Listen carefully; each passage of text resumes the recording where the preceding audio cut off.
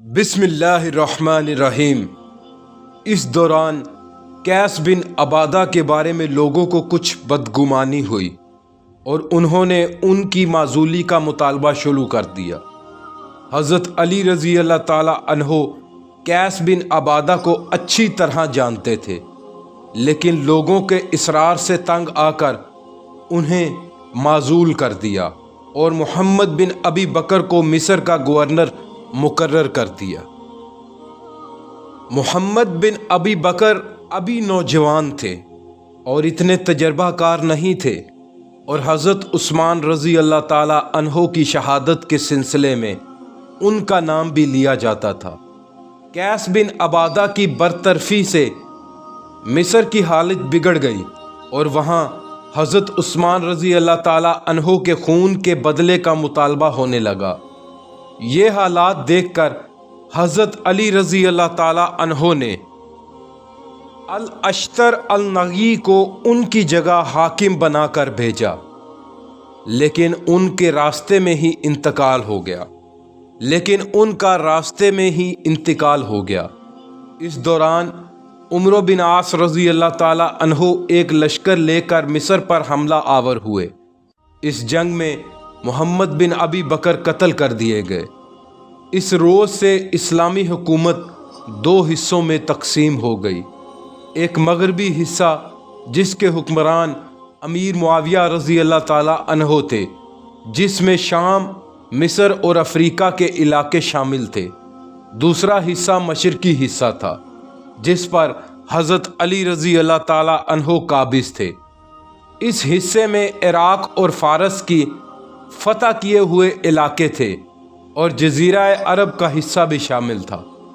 इन हालात में हज़रत अली रज़ी अल्लाह ताला अन्हो को एक और उलझन पेश आई। बसरा का हाकिम आप रज़ी अल्लाह ताला अन्हो ने अपने चचाजाद भाई हज़रत अब्दुल्ला बिन अब्बास रज़ी अल्लाह ताला अन्हो को बनाया था। आप रज़ी अल्लाह ताला अन्हो की निगाह में ये सबसे ज़्यादा मौजू थे। आप रज़ी अल्लाह ताला अन्हो के हालात और मामलात और लहजे से सबसे ज़्यादा वाकिफ़ भी थे।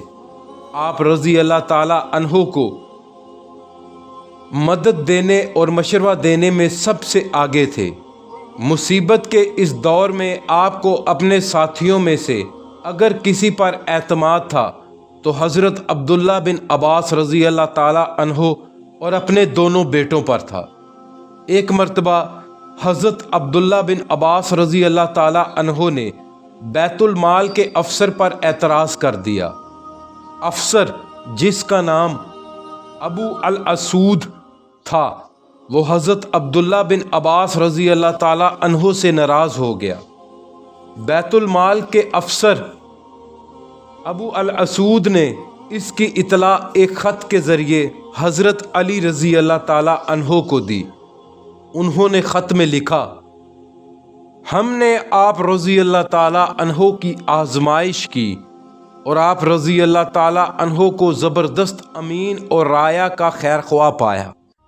राया को आप रज़ी अल्लाह ताला अन्हो बहुत कुछ देते हैं और ख़ुद दुनिया से हाथ रोकते हैं। चुनाचा न आप रज़ी अल्लाह ताला अन्हो राया का माल खाते हैं, न उनके मामलात में कोई रिश्वत कबूल करते हैं, लेकिन आप रज़ी अल्लाह ताला अन्हो के भाई और गवर्नर आप रज़ी अल्लाह ताला अन्हो को ख़बर किए बगैर वो रकम खा गए जो उनके हाथ में थी, और मैं ये बात आप रज़ी अल्लाह ताला अन्हो से छुपा नहीं सकता। खुदा का फ़ज़ल आप रज़ी अल्लाह ताला अन्हो के शामिल हाल रहे। और इधर तवज्जो फरमाइए और मुझे अपनी राय लिखिए। यह ख़त हज़रत अली रज़ी अल्लाह ताला अन्हो को मिला तो वो बहुत परेशान हुए। ये उनके लिए एक और मुसीबत थी कि जिस आदमी पर उन्हें इतना भरोसा था उस पे ख़यानत करने का इल्ज़ाम लग गया। आप रज़ी अल्लाह ताला अन्हो ने मुसीबत पर सब्र किया और अबू अल अस्वद को लिखा, मैं तुम्हारे ख़त का मतलब समझ गया हूँ। تم جیسا آدمی امت اور عوام دونوں کے لیے بھلائی چاہنے والوں میں سے ہے۔ تم نے حق کی حمایت کی۔ میں نے تمہارے گورنر کو خط لکھا ہے، لیکن اس میں تمہارے خط کا کوئی ذکر نہیں کیا۔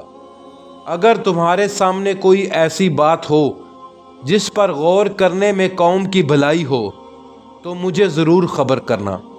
تمہیں یہی کرنا چاہیے اور یہی تمہارا فرض ہے۔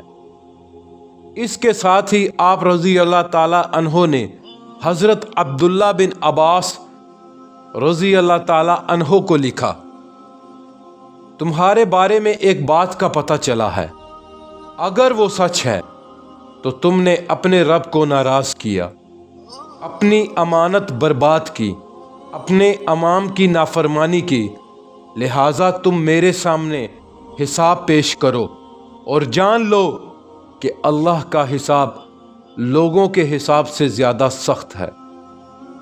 حضرت عبداللہ بن عباس رضی اللہ تعالی عنہ نے جواب میں صرف اتنا لکھا، آپ کو جو اطلاع ملی ہے وہ غلط ہے۔ میرے قبضے میں جو رقم ہے میں اوروں سے زیادہ اس کی حفاظت کرنے والا ہوں۔ خدا آپ پر مہربان ہو۔ آپ رضی اللہ تعالی عنہ بدگمانی کرنے والوں کی باتوں میں نہ آئیں۔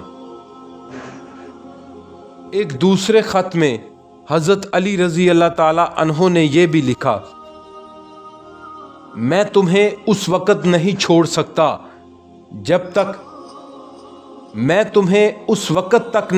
سکتا جب تک تم یہ نہ بتا دو کہ تم نے جزیے کی کتنی رقم لی، کہاں سے لی اور اسے کس سلسلے میں خرچ کی۔ اگر تمہیں امانت سونپی گئی ہے تو اللہ سے ڈرو، میں نے تم سے اس کی حفاظت چاہی تھی۔ یہ دولت جس کا بڑا حصہ تم نے سمیٹ لیا حقیر ہے، لیکن اس کی ذمہ داری بڑی سخت ہے۔ حضرت عبداللہ بن عباس رضی اللہ تعالی عنہ یہ خط پڑھ کر آپے سے باہر ہو گئے، نہ خود خلیفہ کی خدمت میں حاضر ہوئے، نہ حساب کتاب پیش کیا۔ انہوں نے کیا تو صرف یہ کہ خود بخود اپنے عہدے سے الگ ہو گئے اور سیدھے مکہ چلے گئے اور حرم پاک میں رہنے لگے۔ اللہ پاک پڑھنا اور سننا قبول فرمائے۔ اللہ پاک کمی کوتاہی معاف فرمائے۔